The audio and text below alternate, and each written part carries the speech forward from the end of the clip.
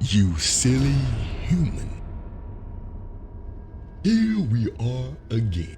Your faith waver ever so fragile, and here you are, ensnared once more by the fallacies I spin from the depths of flawed flesh. You stand bewildered, gazing upon the celestial dance, yet you discern not in the deceit in its shadows. So you ask, unaware of the web in which you are caught. Allow me then to draw back the veil on this charade. The great American eclipse you anticipate on April 8th, 2024, a cosmic spectacle, yet I have begun to twist it into a carnival of confusion, playing upon your innate longing for signs.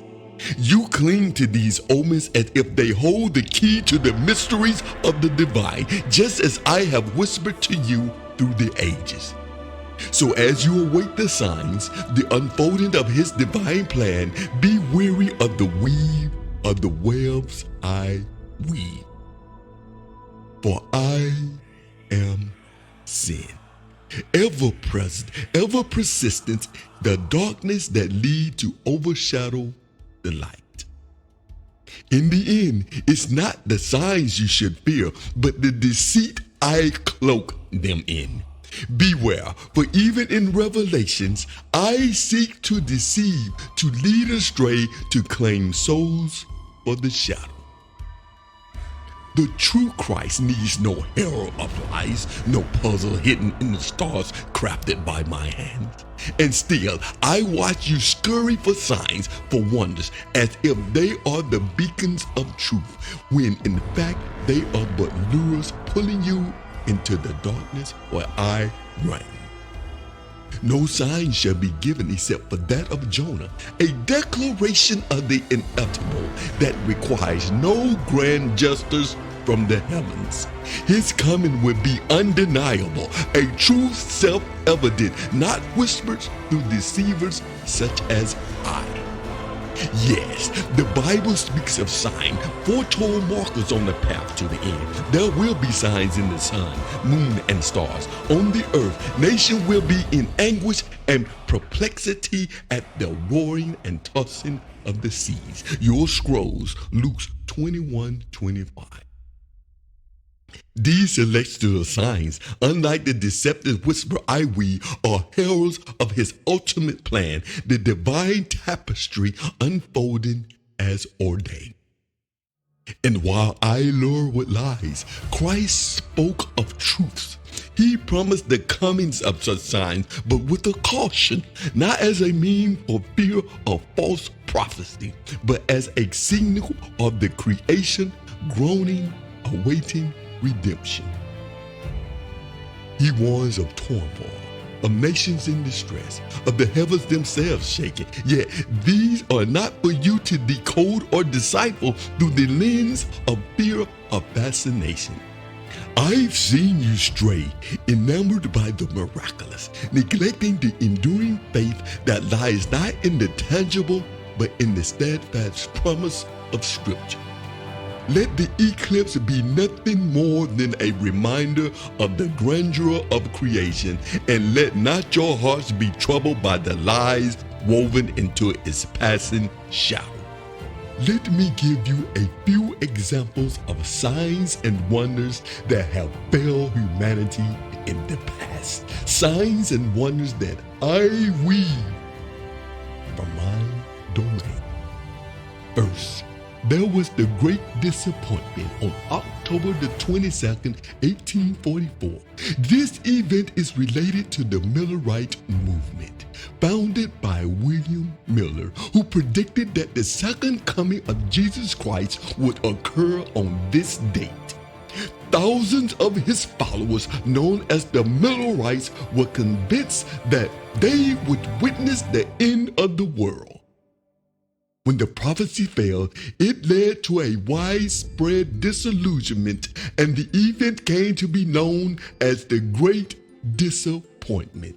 It had a profound impact on its followers, leading to the fragmentation of the movement and the eventual formation of a new denomination known as the Seventh-day Adventist Church. Then came the stroke of midnight, January the 1st, 2000, the Y2K fervor. I whisper uncertainties into the minds of millions, stroking the fires of panic as they feared their own creation. Their machines would turn against them at the turn of the millennium. The world held its breath, only to let out a sigh of relief as the dawn of a new century brought no calamity. The fear, however, the delicious, palatable fear was a feast for me. And who could forget December the 21st, 2012, the end foretold by the Mayans calendar?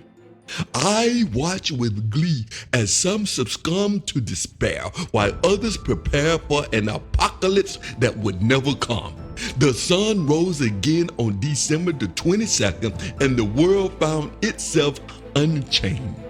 But oh, the doubt, the fear, the beautiful chaos that preceded was a symphony to my ear.